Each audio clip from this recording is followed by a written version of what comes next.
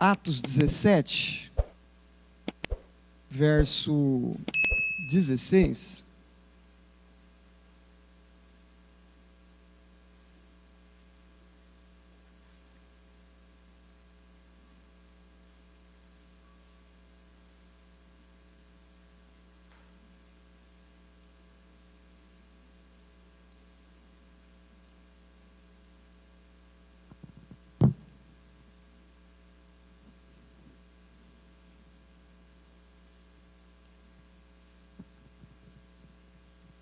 Atos 17, verso 16. Achamos?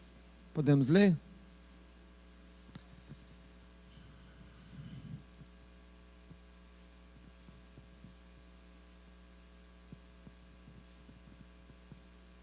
Esse é o melhor barulho que existe, o barulho das Bíblias, as folhas passando.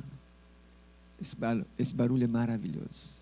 Nada substitui a Bíblia. Com todo respeito ao celular, aos tablets, nada substitui livro, papel. Podemos ler? Enquanto Paulo o esperava em Atenas, o seu espírito se revoltava em face da idolatria dominante na cidade. Por isso dissertava na sinagoga entre os judeus e os gentios piedosos, também na praça todos os dias, entre os que se encontravam ali. E alguns dos filósofos epicureus e estoicos contendiam com ele, havendo quem perguntasse: que quer dizer esse tagarela? E outros: parece pregador de estranhos deuses, pois pregava a Jesus e a ressurreição. Então, tomando consigo, o levaram ao Areópago, dizendo: poderemos saber que nova doutrina é essa que ensinas? Posto que nos trazes aos ouvidos coisas estranhas, queremos saber o que vem a ser isso.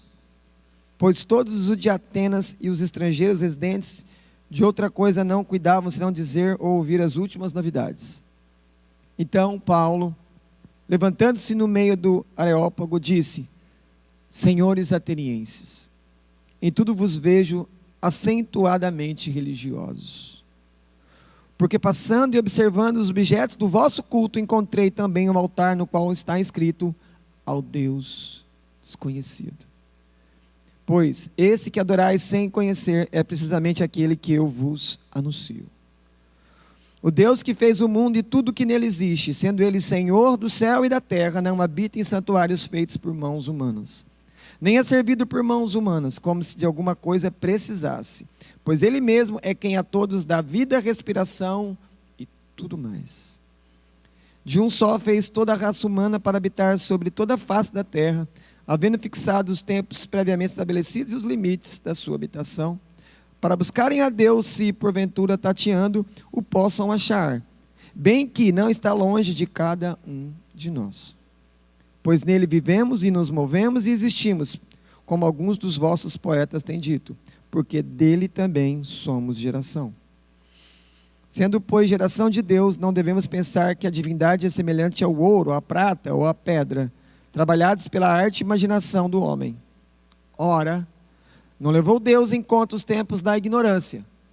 Agora, porém, notifica aos homens que todos, em toda parte, se arrependam.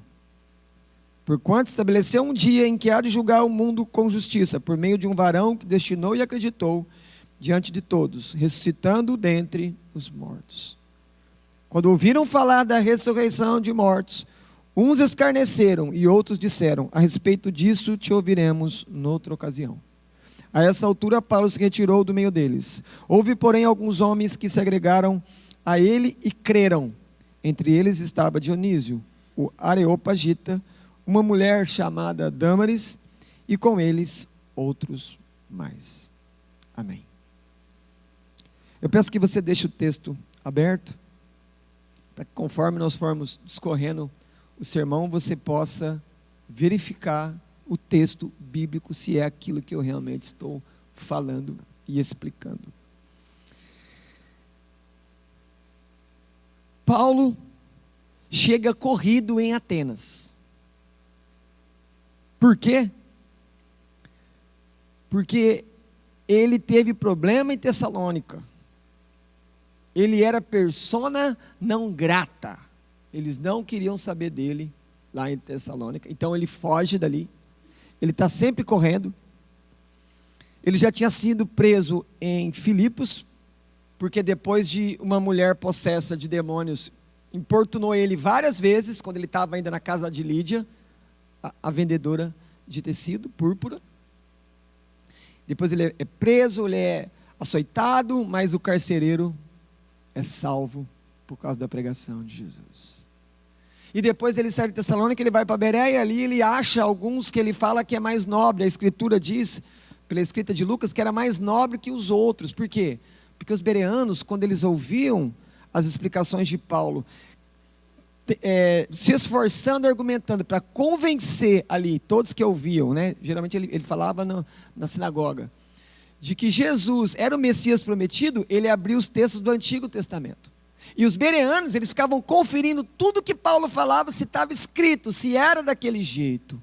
E nós temos que ser dessa maneira, com todas as coisas, né? A pregação tem que ser conforme a palavra de Deus. E então, ele é praticamente mandado embora para proteger a vida dele. E ele chega então em Atenas. Ele chega na capital mundial do conhecimento, da filosofia. Ele chega num lugar que a maioria dos monumentos era feito de mármore que nós não conhecemos. Que as ruínas estão lá, algumas delas, coisas belíssimas. Mas também ali em Atenas é o centro da adoração dos deuses gregos. E são muitos. Ali nós podemos lembrar de toda a mitologia grega, que era uma espécie de religião deles que chegou até os nossos dias. Geralmente, como que nós olhamos para as cidades? Como que você olha para a sua cidade?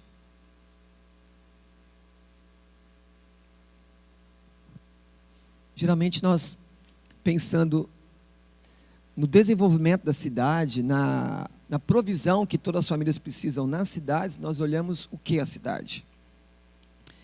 Quais são os negócios da cidade? Quais são os grandes negócios? O que pode acontecer na cidade para gerar mais emprego, para melhorar a vida da cidade? Nós também pensamos quais foram as últimas ações da prefeitura para o bem da cidade. Qual foi o último grande entretenimento do final de semana, onde as pessoas foram, se encontraram. Geralmente nós pensamos assim sobre as cidades, mas como Paulo olha para Atenas? Será que quando Paulo olha para tudo aquilo, ele olha e fala, eu estou diante do berço da democracia, de Péricles, Clístenes? Será que são os monumentos que chamam a atenção, aquela arquitetura belíssima? A Escritura diz que quando Paulo está ali esperando, o espírito dele fica revoltado.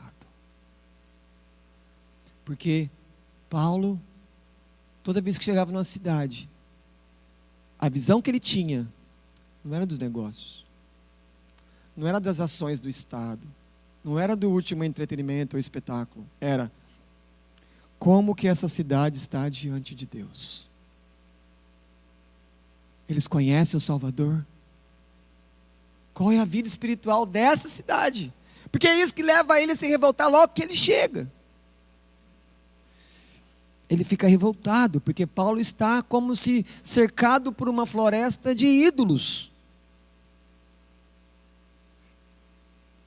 E ele percebe que, estando na cidade de grandes mentes, onde começam grandes teorias que influenciam o pensamento até o dia de hoje, mas ele percebe que, apesar de estarem ali homens brilhantes, quem reina, quem domina, quem rege a cidade são os demônios. Porque a cidade está repleta de idolatria. É irônico isso, né? Onde estão as mentes mais brilhantes daquela época, é uma cidade totalmente vencida pela idolatria. Eles estão longe de Deus. Isso já mostra, a primeira coisa para mim e para você, não é a razão, em primeiro lugar, que vai levar o homem a Deus. É a loucura da pregação, do evangelho, e vem o Espírito e nos dá fé, e nós olhamos Jesus, porque antes estávamos cegos, e agora nós amamos Jesus. É assim que tanto Junqueirópolis como qualquer outra cidade vai ser alcançada, pela pregação do evangelho, trazendo todo homem e toda mulher, independente do nível cultural, do título que ele tenha, do trabalho que ele faça, aos pés do senhorio de Jesus Cristo. Porque no final, o que mais a cidade precisa? Lembre-se, o primeiro pensamento nosso é: a nossa cidade precisa de mais uma empresa, a nossa cidade precisa de mais empregos, a nossa cidade precisa de mais asfalto, de mais saneamento, de mais saúde. Sim, precisa disso tudo. Mas nós, como igreja, não temos que ser os primeiros a olhar para a nossa cidade e falar: a nossa cidade precisa mais de Cristo. Ou será que a nossa cidade está livre da idolatria? Será que não há uma influência de demônios sobre tantas áreas dessa cidade, ou de qualquer cidade? Porque onde estiver o homem, ali está o pecado. E onde estiver o pecado, os demônios estão lá, levando esses homens à idolatria. Então, esse é o maior inimigo da cidade, de vocês, a idolatria. Porque toda idolatria é o homem pensando que ele está chegando a Deus por um atalho. Mas nós sabemos que só há um caminho para ir até Deus, e é Jesus. E o hospital não vai pregar isso para Junqueirópolis. A prefeitura não vai fazer uma lei sobre isso. Nem a Câmara. Nem o comandante da Polícia Militar. Nem os bombeiros vão se preocupar com isso. Mas nós, igreja, família de Cristo, temos essa responsabilidade, esse dever. Somos nós que somos luz e sal aqui, nessa cidade. Porque nós conhecemos a verdade. Nós sabemos da influência dos demônios, mas a grande maioria dos seus concidadãos nem creem nisso, não sabem que muitas vezes eles estão sendo empurrados para o mal, por hordas malignas.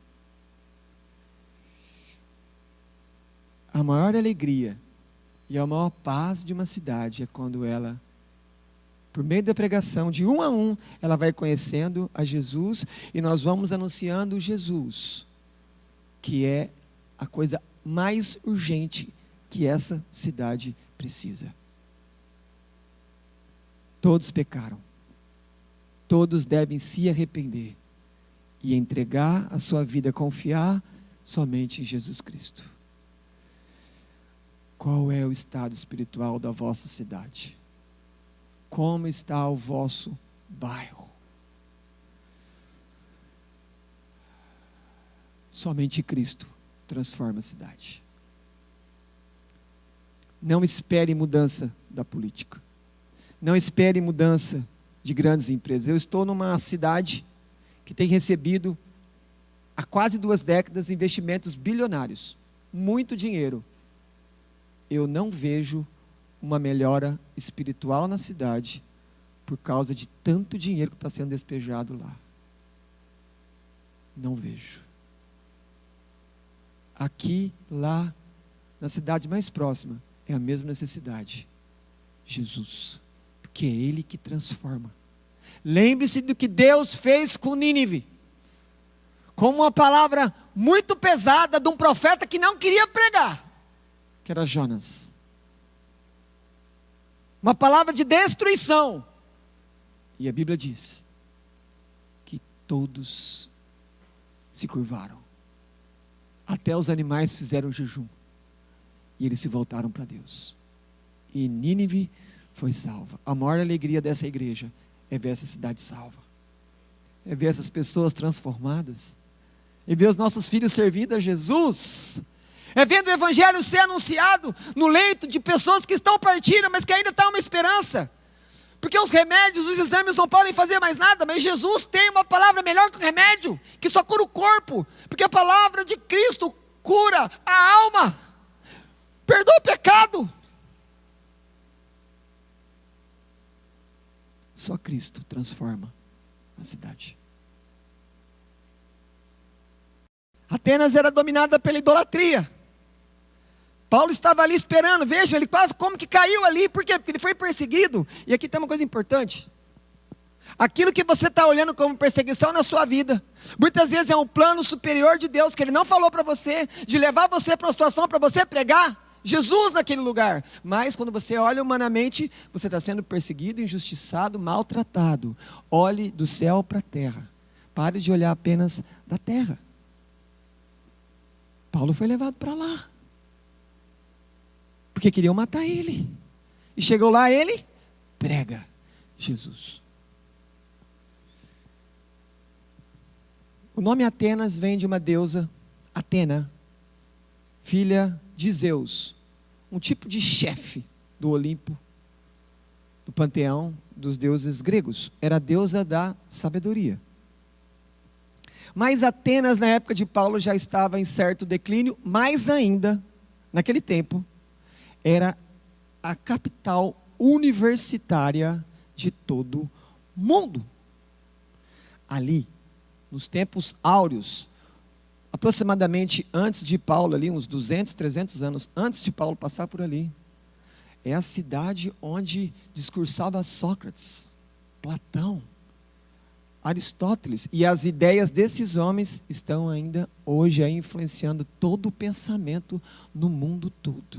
E é o lugar onde Paulo está, como eu disse antes, o berço da democracia. Homens que fizeram leis, que pensaram em gestões de governo que nós seguimos hoje. Era uma cidade rica em arquitetura, sabedoria e história. Mas, escutem, nem a arquitetura, nem a democracia, nem a filosofia, nem a sabedoria, nem nada disso protegeu Atenas dos demônios. Nada. E a cidade cada vez mais declinando.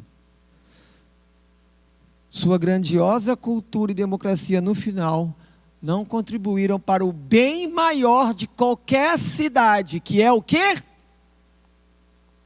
Conhecer a Deus e amá-lo de todo o coração e servi-lo com toda a sua força. Atenas não conhecia Deus. No verso 16 ainda ele fala que a idolatria era dominante, era uma cidade eminentemente idólatra. Lembre-se, no lugar onde estavam as mentes mais brilhantes, nenhum ser humano é capaz de ser mais sagaz que as obras de demônios. Sutilmente eles vão afastando os homens de Deus, sutilmente eles vão tentando impedir nós, a igreja, a embaixada de Cristo na terra, de anunciar a notícia mais importante que todos precisam ouvir: Jesus Cristo perdoa pecadores. Ele te dá um novo começo, Ele te dá uma nova história. Só Jesus faz isso. Os demônios agem em todas as áreas da cidade. Mas não se enganem. A intenção principal deles é afastar o máximo de pessoas possíveis de ouvir o Evangelho de Jesus. Porque eles trabalham para manter a escuridão instalada nas cidades. E eles sabem que o Evangelho é a luz de Deus, que quando o homem ouve e crê, ele é livre. Conhecereis a verdade, e a verdade vos libertará. Nós somos os que levam a liberdade, por meio da pregação do Evangelho de Jesus. Os demônios são como Jeremias escreveu: a terra é uma terra de imagens, de esculturas, e seus moradores se enlouquecem por coisas horríveis. Demônios causam doenças, demônios aumentam a corrupção da cidade, eles intensificam a prostituição na cidade, e os demônios muitas vezes, eles acabam de empurrar pessoas em situações de desespero para o precipício, e vocês sabem do que eu estou falando. Salmo 115 diz assim, a partir do verso 4: prata e ouro são os ídolos deles, obras de mãos de homens. Do que os ídolos, as imagens são feitas? De ouro? De prata? É isso que o texto está dizendo. Mas obras de mãos de homens. Tem boca e não falam, tem olhos e não veem, tem ouvidos e não ouvem, tem nariz e não cheiram, suas mãos não apalpam, seus pés não andam, som nenhum lhes sai da garganta. Isso aqui é uma descrição de uma imagem, de um ídolo. Tem olho e não vê, tem boca e não fala, tem ouvido e não ouve. Mas essa não é a pior parte da descrição. O pior de tudo está no verso 8. Tornem-se semelhantes a eles os que fazem e quantos neles confiam. Aqui está a pior parte. Quando a Escritura diz que aqueles que fazem as imagens e aqueles que confiam nelas se tornem semelhantes aos ídolos. É a lei da recompensa. Você vai seguir a idolatria, você vai se tornar como um ídolo. As pessoas são cegas, as pessoas não ouvem, as pessoas não têm uma palavra de Deus, porque onde está essa palavra? Ela sai daqui, sai da igreja militante, gloriosa de Cristo. Nós que vamos levar a mensagem que salva. As cidades acumulam maldade de seus habitantes. Se nós cristãos que conhecemos a verdade não anunciarmos Jesus, e quem é Jesus? Jesus é a luz que veio do céu para iluminar todas as trevas, todos aqueles que vivem na escuridão. Então eu e você somos espécie de pequenos luzeiros para anunciar quem? A grande luz, o grande clarão, Jesus Cristo, para que as pessoas saiam das trevas e venham para a luz, e elas vejam a vida como a vida é. Então, eu quero aqui aguçar você nessa noite, a começar a se importar mais qual é a condição espiritual da sua cidade. Como está essa cidade onde Deus te colocou? Porque é isso que eu vejo em Paulo quando ele chega ali. Lembre-se, ele não ficou fascinado com nada que ele viu, a não ser a idolatria. E isso deixou ele revoltado dentro. Ele teve um sentimento, ele ficou irritado, uma ira santa veio para o coração do apóstolo. Por quê? Porque ele se importava com todas as pessoas, e ele queria a salvação dos atenienses. E lembre-se, ele é apóstolo aos gentios. Esse é o chamado dele. Ele não foi chamado para pregar aos seus compatriotas judeus, ele foi chamado para pregar para os gregos, os gentios, a Caia, a Macedônia. Ele queria ir para a Itália, ele queria ir para a Espanha, ele queria pregar em todos os lugares onde o evangelho não tinha chegado. E que Deus leve vocês como igreja a levar o evangelho onde pessoas não conhecem Jesus. Que Deus faça isso com vocês. Tem que ter esse sentimento em você. Tem que ter esse sentimento comigo. Isso tem que te incomodar. Veja, não é quebrando as imagens, não é batendo de frente com as pessoas, né? Lembre-se, não é pela razão, mas é, em primeiro lugar, se importando com o que está acontecendo com as pessoas, se importando que as pessoas estão totalmente sendo enganadas, manipuladas, não por homens, mas por demônios, porque é isso que eu vejo na vida de Paulo.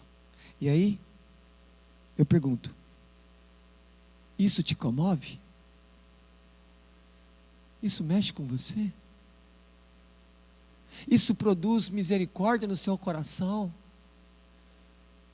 De que família após família, que geração após geração pessoas estão seguindo demônios. E elas acham que estão seguindo a Deus. E elas são sinceras no coração. Mas elas estão totalmente numa escuridão. E você tem a luz para dar para ela. Você é uma espécie de interruptor da sala escura que ela mora. Mas você pode tocar no interruptor e Cristo entra na vida dela. E ela muda. E você começa a trazer ela para os cultos. Ou se ela não quer vir para a igreja, tudo bem, não tem problema. Eu vou na sua casa, eu prego para você. Eu mando uma mensagem. Quantas maneiras nós temos de atingir as pessoas.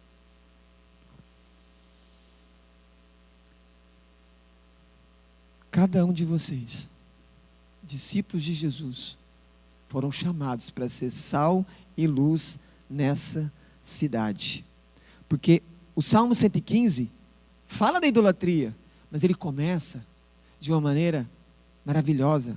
Não a nós, Senhor, não a nós, mas é o teu nome da glória. Nós somos o povo que dá glória a Deus. Por isso nós somos chamados para adorar. Para falar que não é a glória para o homem, não é homenagear o homem, não é a honra do homem, mas é a honra e a glória e o poder e a majestade de Deus. E o verso 9 diz que Israel confia no Senhor, porque Ele é seu amparo e o seu escudo. Quem protege essa igreja? Quem mantém essa igreja? Quem tem estado com vocês durante 26 anos? Senão o Senhor dessa igreja. Senão o dono dessa igreja, que é Cristo Jesus.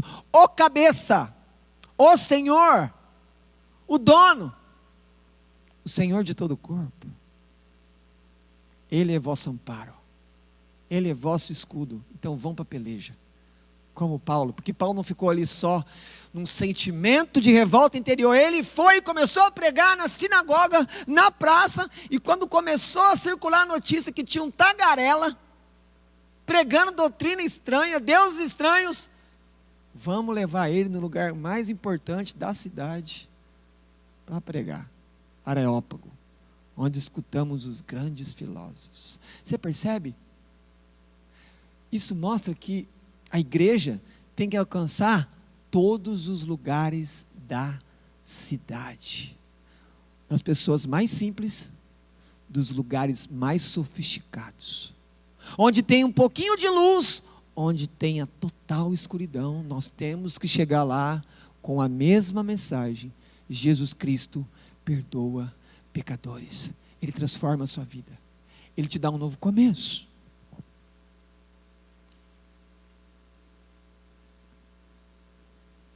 Qual é o tipo de pessoas que tem numa cidade? Quando você olha aqui, para esse capítulo 17, se ele foi na sinagoga, ele foi atrás dos judeus. Quem eram os judeus? As pessoas religiosas da cidade. Mas ele também ficou na praça, discutindo com todo tipo de pessoa. E quando ele está ali na praça, quem que ele encontrou? Acompanha comigo, verso 18. E alguns dos filósofos epicureus e estoicos. Olha aqui. 2 tipos de filosofia diferentes, 2 tipos de pensamento de vida totalmente diferentes. Um queria aproveitar a vida, e o outro só queria fugir do sofrimento, ignorar a vida. Mas Paulo, ele foi alcançando todo mundo até chegar no Areópago, no lugar mais importante da cidade. Então, lembre-se, aonde que a mensagem de Jesus tem que chegar? Em pessoas que se dizem religiosas, em pessoas que não creem em Deus, em pessoas que são muito emocionais, em pessoas que são muito racionais. Nós temos que pregar o evangelho para todas as pessoas dessa cidade, não importa como ela se enquadre aqui. E você sabe quem mora nessa cidade, você conhece as pessoas. Você tem um privilégio de saber, às vezes, as batalhas das vidas das pessoas. Vocês sabem, às vezes, como as pessoas foram criadas. Vocês têm todas as informações dadas pela história. E agora vocês têm uma mensagem que muda a vida delas. O Evangelho de Jesus. Nós precisamos fazer isso. Nós precisamos começar a pensar de maneira estratégica. Como eu vou alcançar essas pessoas? Às vezes, qual é a pessoa no meio da igreja que é a pessoa mais indicada, mais por Deus, para alcançar certo tipo de pessoa? Que às vezes tem facilidade do linguajar. Às vezes tem uma pessoa que não vai saber falar com o homem do campo, mas um camarada que é do campo sabe a linguagem dele. Outra pessoa vai saber a linguagem, às vezes, de um comerciante. Ele sabe as angústias de um comerciante. Então pode ser que ele seja uma pessoa que seja melhor para evangelizar um comerciante. Nós pensamos assim? Deveríamos pensar.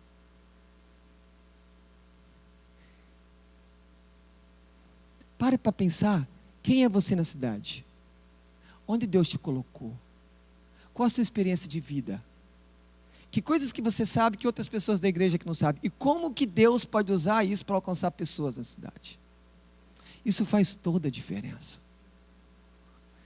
E o Espírito Santo nos dá o quê? A intrepidez, como foi falado ontem. A coragem, o poder. Poder para anunciar Jesus Cristo. Vocês conhecem pessoas que frequentam igreja, só que elas não têm nenhum relacionamento com Deus. Vocês conhecem pessoas que estão no espiritismo, outras que estão no islamismo, outras que creem que tudo é Deus, e ainda tem os das seitas.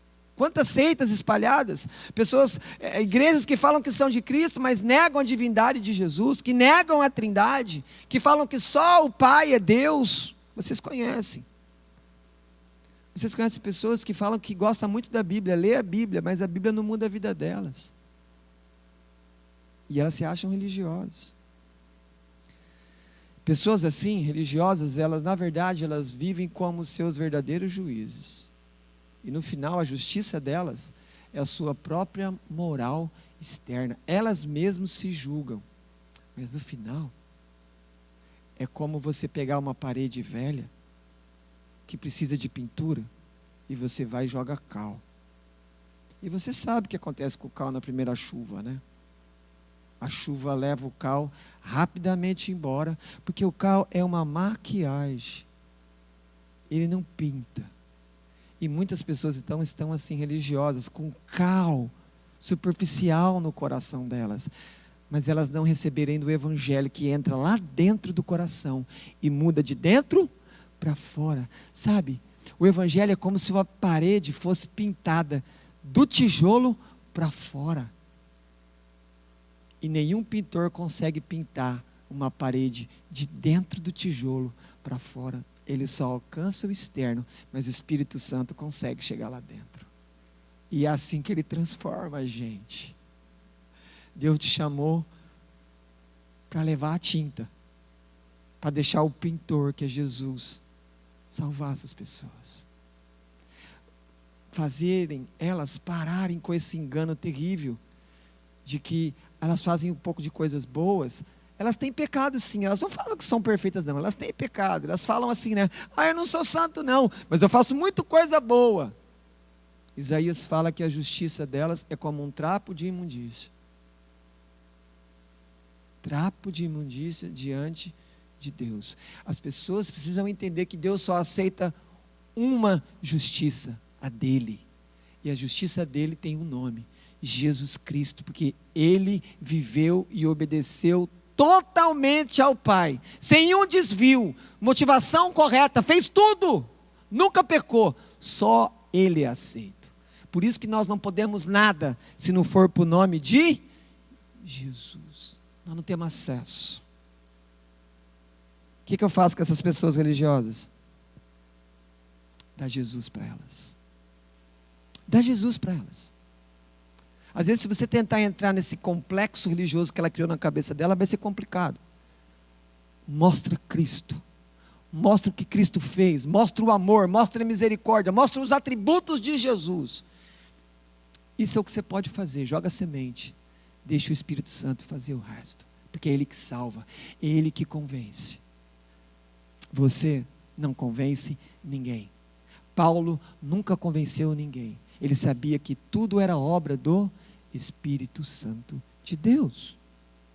Nós chegamos então nos ascéticos, naqueles que não criam em Deus, que o texto aqui diz que é os epicureus e os estoicos. Epicureus são aquelas pessoas nessa cidade que são assim: vou aproveitar a vida, não se preocupa, hoje é sábado, vamos sair, vamos divertir, vamos brincar. Conhece as pessoas? Você conhece. Você conhece as pessoas, que a vida é uma festa. Mas tem aqueles outros, que toda hora está mal-humorado, que parece que ele está suportando a vida, ele tem que aguentar a vida. E quando você conversa com essas pessoas, elas só reclamam. São os estoicos. Eu percebo então que o ser humano não muda muito. O que tinha lá em Atenas, tem aqui na cidade de vocês, tem na minha cidade. O ser humano é o mesmo. O que muda é a cidade que ele está. Os epicureus, eles queriam prazer. O prazer é o alvo deles. O Deus deles era satisfação, prazer. Eles gostam de comida, eles gostam de bebida. É aquela frase: comamos e bebamos, porque amanhã certamente morreremos. É a frase deles: vamos aproveitar a vida, não tem depois. Você conhece pessoas que pensam assim, que não tem depois? Que é só agora? Vamos aproveitar o que a gente pode? Os epicureus, esses vida boa, eles não queriam sentir nenhum tipo de dor. E aqui eu lembro uma coisa, uma teologia terrível, que nem pode ser chamada de teologia. Teologia da prosperidade. Porque a teologia da prosperidade não é só o homem querendo cada vez barganhar com Deus, fazer alguma coisa para Deus para receber mais ouro e prata de Deus. Que Pedro disse que não tinha, quando a pessoa chegou diante dele para dar esmola, né? Mas o que ele tinha, ele deu. Em nome de Jesus, eu te dou. Teologia da prosperidade, então, não é só a pessoa querendo riqueza. A teologia da prosperidade também é uma pessoa que não aceita ficar doente. Você já escutou assim? Não, a pessoa está gripada e ela fala assim: não, essa gripe não é sua, não fala que essa doença é sua, tal. Ela não aceita ficar doente. É uma espécie de invencibilidade do corpo. Quando a Bíblia diz que nosso corpo é totalmente mortal, frágil, e que nós ficamos doentes sim. E por que ficamos doentes mesmo? Por causa do pecado. Porque no final, toda doença, ela só acaba sendo um detalhe que muda de um para o outro de nós, para nos levar ao final, ao destino do que o pecado leva todo pecador: a morte. A doença vai variando, mas a causa, a raiz é a mesma, é o pecado. E aí, nós estamos numa condição que o Sírio-Libanês não pode fazer nada, que o Albert Einstein não tem nada para fazer. Nós temos a salvação, o antídoto, a cura: Jesus Cristo. Ele perdoa os teus pecados. Você fecha os olhos aqui, mas você vai estar com Ele na glória, aleluia. É muito bom ter plano de saúde, mas o que Jesus oferece é muito melhor. Ele oferece imortalidade. As pessoas se contentam com muito pouco. Viver o quê? 60, 70, 80, 100 anos. Ele promete a vida eterna. Vamos viver para sempre. Eu creio nisso. Você crê? Então fala para as pessoas. Diga para as pessoas. Não fica contente com essa vidinha que você está tendo aqui. Tem uma vida num lugar, uma cidade que vai descer. Jerusalém celestial. Isso é real. Isso não é figurado. Isso é real. Prepare-se. Você vai olhar para Jesus. E essa olhada vai valer tudo. Vai valer tudo. Toda renúncia, todo maltrato, toda injustiça, tudo que você pode ter sofrido por causa do Evangelho, do Reino de Deus. Quando você olhar Jesus, você vai ser a pessoa mais satisfeita do universo. Você vai brilhar mais que o sol, porque o sol da justiça vai estar diante de você. Que dia glorioso. Mas enquanto esse dia não chega, trabalhe. Trabalhe para Jesus. Trabalhe no nome de Jesus. E quem são os estoicos? São aquelas pessoas que você conhece que não tem emoção. Aquelas pessoas que falam assim, ó, não importa o que eu faça, isso vai acontecer. Nós chamamos isso em teologia de fatalismo. Elas acham que o homem, não adianta o homem fazer nada. É como se fosse o seguinte: as pessoas estão sem Jesus. Essa pessoa falaria assim: deixa, não adianta, o destino vai acontecer. Destino? Que destino? Porque se Deus é soberano, que destino é esse? É uma pessoa? É o acaso? Que isso? Se Deus é soberano, destino não existe. Existe propósito de Deus, existe plano de redenção. Não existe destino, mas elas acreditam nisso. Porque às vezes elas estão sofrendo, e não tem um consolo para elas, e não tem uma palavra que chega para o coração delas, e elas ficam com essa teologia ruim, chamada fatalismo. Ah não, vai ser assim mesmo, não adianta o que eu fazer. Não, tenho que fazer sim, se entrega a Jesus. Sua vida vai mudar, de dentro para fora. Os estoicos era a religião da massa em Atenas. Eles eram idólatras, eles eram panteístas, eles provavelmente criam na astrologia, né? Porque tudo era Deus, então o sol, a lua, as estrelas, tudo mostrava alguma coisa de Deus. E outra coisa importante aqui, eles criam que a vida era feita em forma de ciclos, não em linha reta, como ensina a Escritura, como creem os hebreus. O que acontece quando a pessoa crê que a vida é ciclo? Vai e volta, vai e volta. Do que eu estou falando? Eu estou falando das pessoas que acreditam em reencarnação. Vai e volta, vai e volta. A vida são ciclos, ciclos. Mas a Escritura não diz isso. Mas eles acreditavam assim. E de repente vem um tagarela chamado Paulo correndo em Tessalônica que fala: ressurreição dos mortos. Opa, o que é isso? Não, não, morre e volta, morre e volta. Ele fala: não, não. É uma vez só a morte. E aí vai ressuscitar para a vida ou para o juízo. A gente precisa levar isso para os espíritas. Precisa mostrar para eles, porque eles até falam de Jesus, mas eles estão aqui influenciados pelos gregos de 2000 anos atrás, pensando no quê? Ciclos, ciclos. Lê Hebreus para eles. O homem está ordenado a morrer uma só vez, depois vem juízo. E Paulo vai falar isso aqui. No final aqui do verso 30, ele vai falar exatamente sobre isso. Mas e aí, o que eu faço? O que eu faço com essas pessoas, os bons vivants da cidade? O que só querem alegria, festas? Vamos aproveitar tudo hoje. O que eu prego para eles? Prega que Jesus é a maior alegria que o homem pode ter. E aqui eu lembro de um dos maiores compositores cristãos que nós tivemos, Johann Sebastian Bach, que fez uma das músicas mais bonitas, Jesus, alegria dos homens. Toda música que Bach fazia, no final ele escrevia: somente a Deus a glória.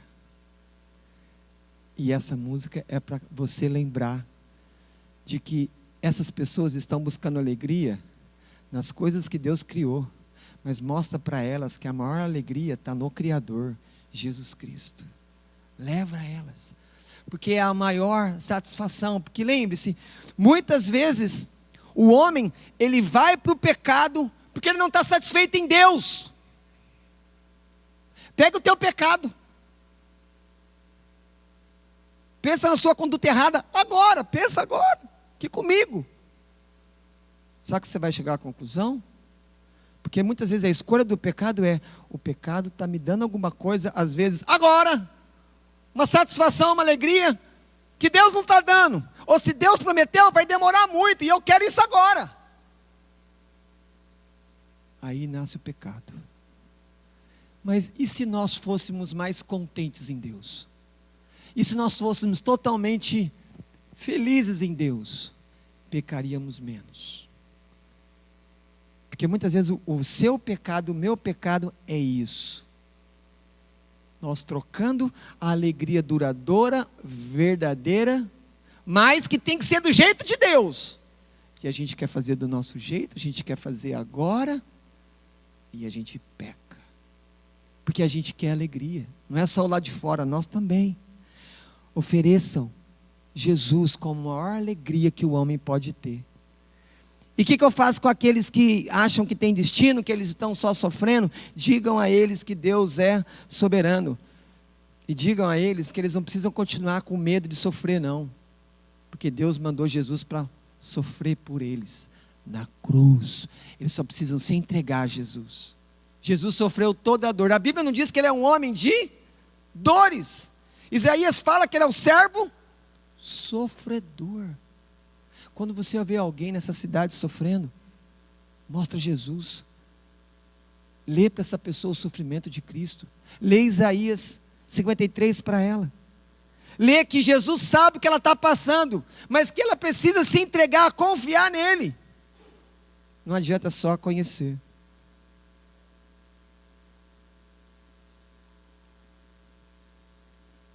Chega um ponto aqui que nós entramos numa espécie de sermão, numa espécie de discurso, de fala. No verso 22, ele fica de pé e ele começa: senhores atenienses.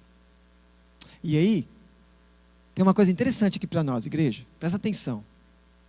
Ele está num lugar cheio de idolatria. Ele está num lugar que as pessoas já sabem que ele tem uma doutrina nova. Eles falam que é um tal de Jesus e ressurreição. Eles estão tão perdidos que eles acham que Jesus é um ídolo novo e que a ressurreição é um outro ídolo. Eles estão totalmente perdidos. Mas Paulo sabe o que está acontecendo. Como é que você faz contato com essas pessoas que tem vários ídolos ali? Ele encontra um altar que está escrito ao Deus desconhecido. Porque os gregos pensaram o seguinte: tem tanto Deus que a gente não conhece todos. Então, para a gente não deixar aqueles que a gente não conhece aborrecido com a gente, vamos criar aqui um altar para o Deus, percebe? Desconhecido. Porque se depois alguma vez a gente for ser chamado a atenção, fala assim: ó, nós fizemos um altar para o Senhor aqui, ó. Nós não sabíamos o seu nome, perdão, divindade, mas está aqui o altar para o Senhor, o sacrifício. Paulo, espertamente, olha para aquilo, e a partir daquele altar, ele desenvolve toda a sua mensagem. Por quê? Eles falam assim: o Deus que eu vou falar, vocês não conhecem. Mas percebe? Esse é um argumento deles mesmo. Ele usa o argumento deles contra eles, para começar a anunciar quem? O Evangelho de Jesus. E aí no começo do sermão, do discurso dele, ele começa muito a falar de como que eles criam que era Deus, e Paulo vai mostrar: vocês estão totalmente equivocados. Acompanha comigo, olha o verso 24. Ele diz aqui, ó, verso 24: não habita em santuários. E os deuses gregos? Habitava em santuários. Ele diz no verso 25: não é servido por mãos humanas. Por que Paulo fala isso? Porque os deuses gregos eram servidos por mãos humanas. Uma parte. O que acontece numa procissão com os ídolos? Eles têm que ser carregados. Eles têm que ser servidos por mãos humanas. E digo a vocês, se alguém tropeçar naquilo ali e acabar a força, o ídolo cai. E conforme do que ele for feito, ele quebra. Mesmo assim as pessoas não percebem que aquilo não é Deus. Entende isso? Olha a crítica. Olha a crítica que Paulo está fazendo aqui. Pessoas que estão totalmente enganadas. Por quê? Quem está agindo assim? Os demônios levam as pessoas para a idolatria. Como diz Calvino, né? O coração humano é uma fábrica de ídolos.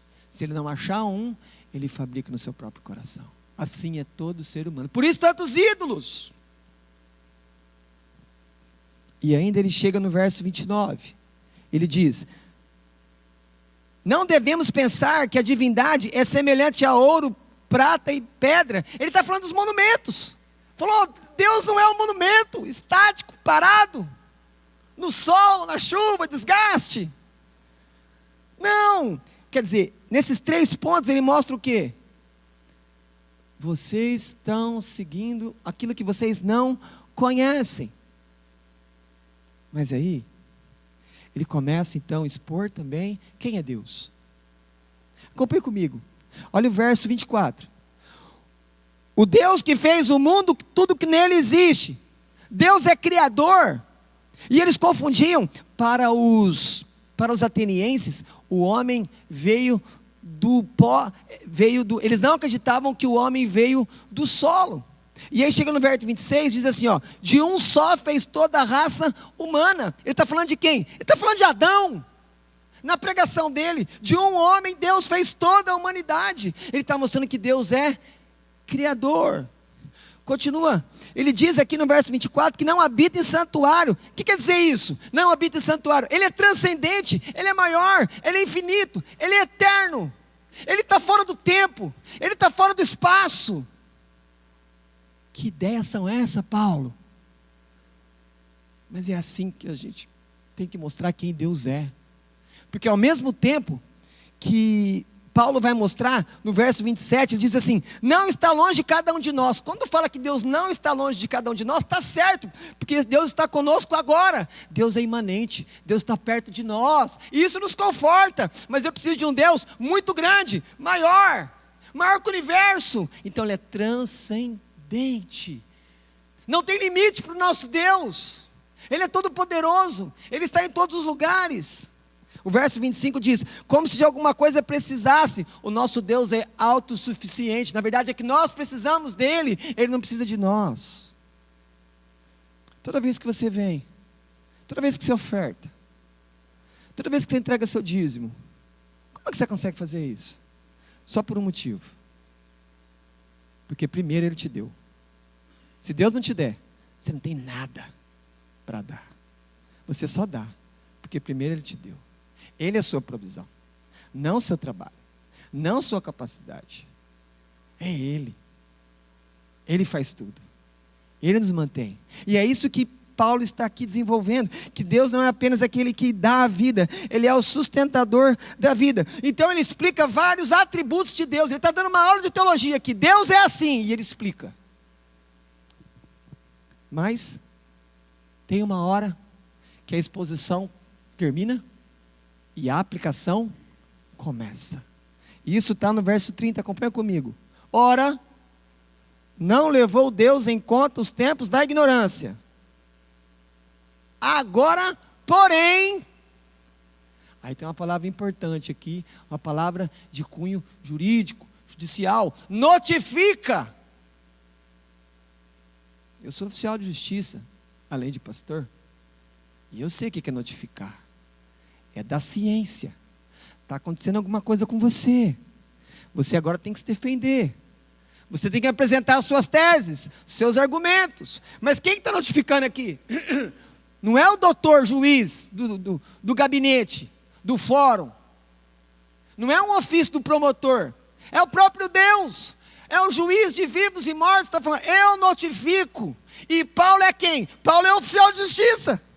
Ele entrega notificação para todos os atenienses. Escutem, Deus deixou na ignorância, agora notifica. Vocês estão tudo notificados. É isso que está acontecendo.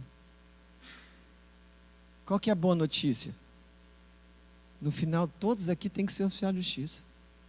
Entregar a mesma notificação. Se arrependam. Se arrependam. Se arrependam.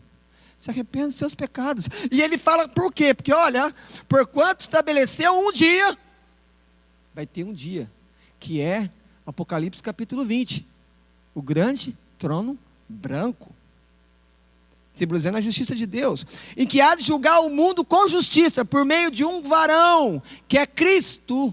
E aí ele fala da ressurreição. Quando fala da ressurreição, os filósofos falam assim, opa, ressurreição. Porque toda vez nos discursos de Paulo que ele fala ressurreição, a confusão começa. Toda vez. Pesquisa depois o livro de Atos. Paulo fala de ressurreição. Começa o problema. O homem tem uma guerra interior contra a ressurreição. Porque a ressurreição significa, além de esperança para nós que um dia vamos ressuscitar, mas a ressurreição é símbolo de que o sacrifício de Cristo na cruz foi aceito pelo Pai. E a ressurreição dele, num domingo como hoje, por isso cultuamos todo domingo, é a vitória de Deus contra o pecado, contra o mundo e contra o diabo. Por isso que o mundo não gosta de ouvir a ressurreição, porque é o selo da vitória de Deus na vida do seu Filho Jesus Cristo. Pregue a ressurreição. Deus é juiz. As pessoas precisam saber disso, irmãos, elas não sabem. Como a gente conversava, pastor, a resposta do que apanhou tantas vezes e voltava para pregar. As pessoas não sabem. A maioria das pessoas não sabe o que vai acontecer com elas se elas morrerem sem Cristo. Elas não sabem. Mas quem vai notificar elas? Você, nós. Nós somos chamados a levar a notificação de Deus. Fala assim, olha, Deus deixou uma saída, Deus deixou um escape, há esperança. Crê em Jesus, Ele perdoa os seus pecados. É o que a gente precisa. O que mais as pessoas precisam fazer amanhã não é pagar os boletos.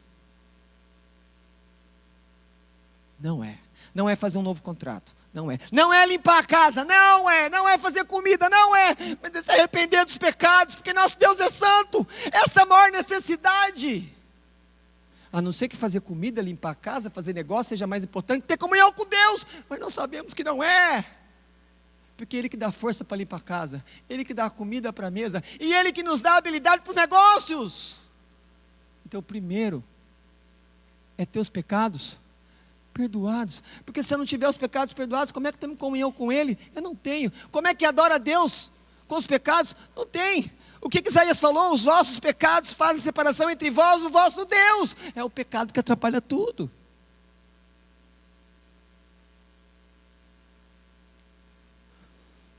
Paciência com o pregador. E eu termino. Primeiro, agradeça a Deus pela cidade que Ele te colocou. Seja grato por tudo que você recebe aqui nessa cidade.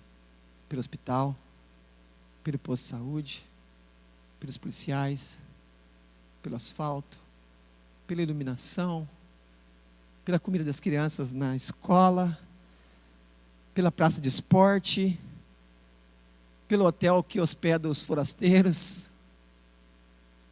Seja grato pelo sinal de trânsito que mantém a ordem para não ter batida toda hora. Seja grato para aquelas pessoas que à noite, muitas vezes, enquanto a gente dorme, eles vão deixar a cidade limpa. Seja grato por essa cidade. Ame sua cidade. Mas faça isso baseado em Deus. Lembre-se que tudo que nós recebemos na nossa cidade é bondade e graça do Senhor. Não é fruto do homem. Deus usa os homens, mas é obra de Deus. Deus é gracioso. Deus é bom conosco. E nos dá um lugar para morar. Seja grato pela sua cidade. Ore por ela. Seja cristão para o bem da sua cidade. Aperta o cinto aí agora.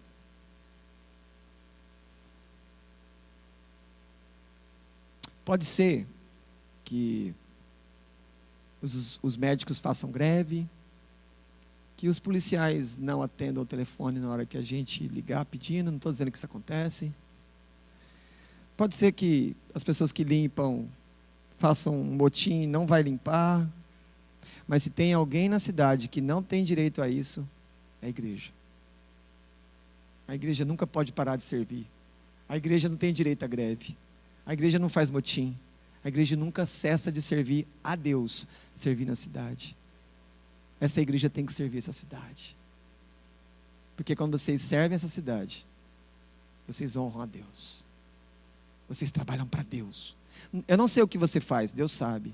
Mas tudo que você faz, faça para Ele. Faça diante dEle. Faça o melhor para Ele. E Ele recompensa você. Não faça para homens. Trata bem o seu chefe, por causa do seu chefe lá do céu. Não por causa do chefe daqui. Mas honra as autoridades, conforme Paulo escreveu em Romanos 13.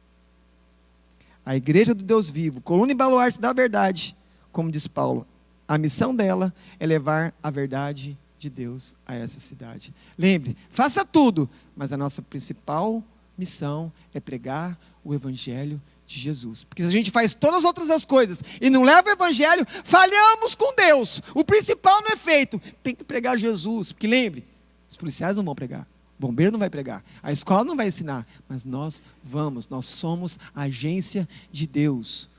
E a partir daqui, o evangelho é conhecido em toda a cidade.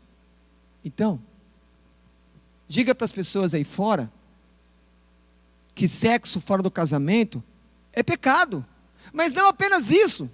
Nós precisamos dar bons testemunhos com bons casamentos. Que as pessoas olhem para nós e falem assim: nossa, eu quero casar, eu quero me guardar. Porque esse casamento aqui parece que é uma bênção, é uma alegria. Eu olho esse casamento aqui, tudo é ruim.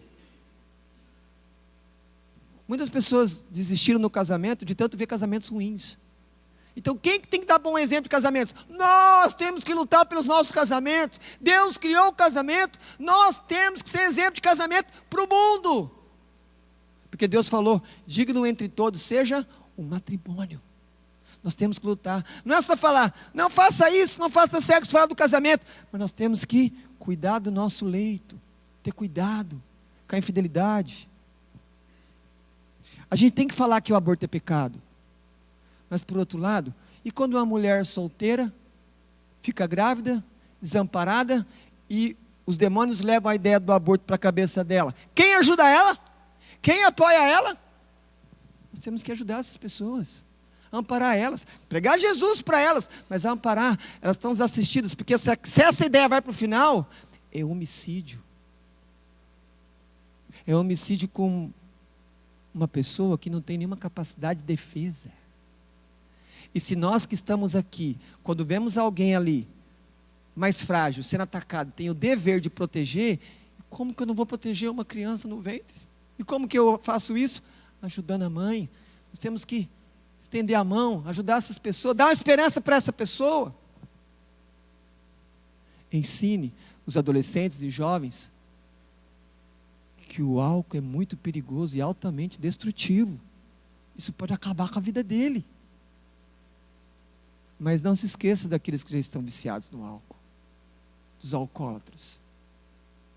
Apoie eles, conversando com eles, pregando para eles, se importe com eles. Não deixem eles marginalizados. Nós não fazemos isso. A igreja nunca marginaliza ninguém. Na verdade, nós na história somos o povo marginalizado. Nós não agimos como o mundo. Ajude as pessoas, procure elas. Às vezes tem uma comunidade terapêutica que pode receber ela para ajudar. Seja sempre contra o roubo, contra as fraudes. Mas isso não é tudo o evangelho. E quando alguém não tem comida, a gente vai lá e leva a comida? E quando uma criança não tem leite, a gente leva o leite? Ou a gente só fala que roubar é errado? Mas a gente provê? A gente doa? A gente participa? Porque a gente tem que entregar o evangelho inteiro para as pessoas. Não só falar, não, não, não, não. É não, mas isso sim. Não, isso sim. Temos que entregar tudo.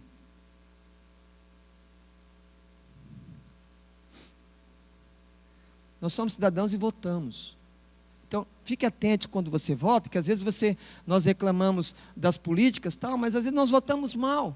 Então, Deus falou que nós temos que ter consciência como nós fazemos isso. E nós queremos que aqueles que cometem crimes sejam presos. Mas qual o momento que eu participo disso? Quando eu voto. Então, vota conforme a Escritura. Consulte a Escritura. Olhe para os candidatos. Avalie, ore. Aí vote. Agora tem o seguinte. E aqueles que já foram presos? E aquele que o Estado já encarcerou porque devidamente receberam uma sentença condenatória? Abandona eles? Não. Eu preciso pregar o evangelho para os presos. Porque nós, como igreja, levamos o melhor alvará. Não aquele alvará que ele está esperando, que é ir para a rua. Muitas vezes sem um futuro. Mas o alvará de ter uma verdadeira liberdade. Porque tem muitas pessoas que hoje estão presas em presídios, mas tem Cristo. Elas estão livres dentro delas. E pessoas que estão aí andando para todo lugar na cidade, viajando, estão numa cadeia que elas nem percebem. Preguem o evangelho para os presos. E os idosos? Cuide deles. Visite eles.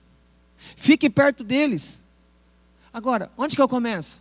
Começa por aqui. Começa pelos nossos idosos, pelos nossos irmãos. Cuide deles. Ande com eles. Visite eles. Veja se eles precisam de alguma coisa. Nós somos família.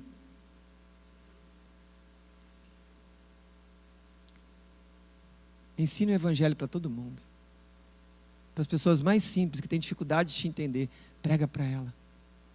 Mas não deixe de pregar para aquelas pessoas mais abastadas, porque às vezes nós temos muita facilidade de pregar para as pessoas mais pobres, e para os ricos, e para os doutores. Às vezes nós não pregamos. Ah, não vai me ouvir? Prega para quem vai te ouvir, e prega para quem não quer te ouvir, pregue para todos, mas prega. Prega para quem está aqui dentro, prega para quem está lá fora. Prega para os doutores dos gabinetes, mas pregue para os trabalhadores simples da rua. Pregue para aquele que está trabalhando lá no campo, de onde vem a nossa comida. Pregue para eles. Pregue na escola, no hospital, na farmácia, no mercado, na oficina, no futebol, na academia. Pegue as crianças e mostrem as histórias fantásticas de Jesus, mas mostra que sempre está na Bíblia, que não são da sua cabeça. Faz sempre a criança perceber que aquilo é palavra de Deus. Ensine as crianças. Seja estratégico na evangelização. Nós planejamos férias? Nós planejamos aposentadoria? Nós planejamos trocar de carro? E vem a pergunta: você planeja o seu evangelismo? Quem você vai evangelizar? O método que você vai fazer? Como que você vai chegar? Comece a pensar nisso. Planejar. Deixa eu compartilhar rapidamente um negócio com vocês. Eu criei um grupo, eu e eu mesmo, no WhatsApp. Mas alguns também devem ter esses grupos. O grupo chama Discipulado e Conversão.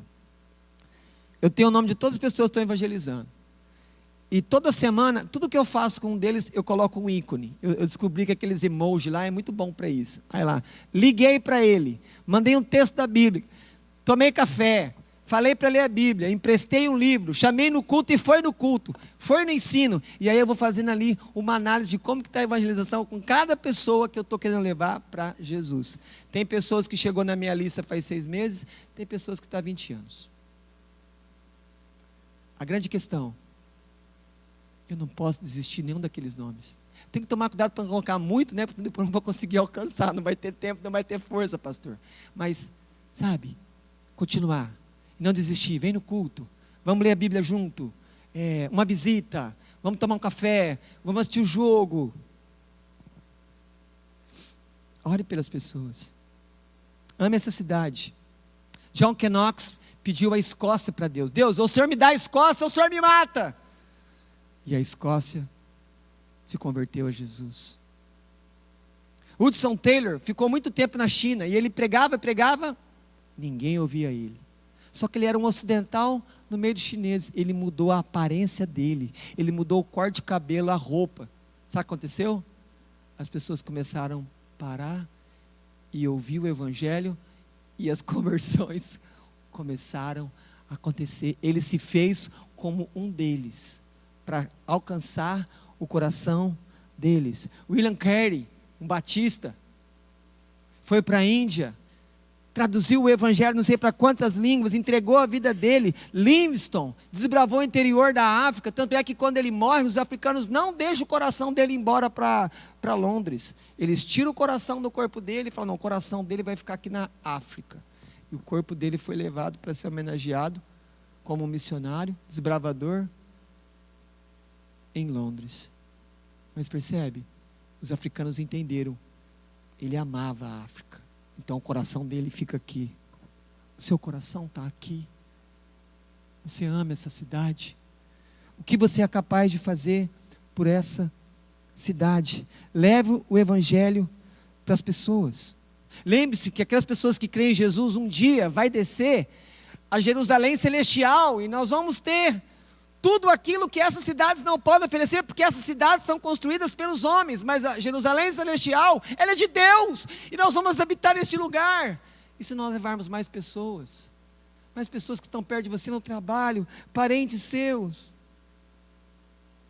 Feliz é a cidade onde Jesus é conhecido e reina no coração daqueles que creem no seu nome. Leve Jesus em todos os cantos dessa cidade, para todas as pessoas.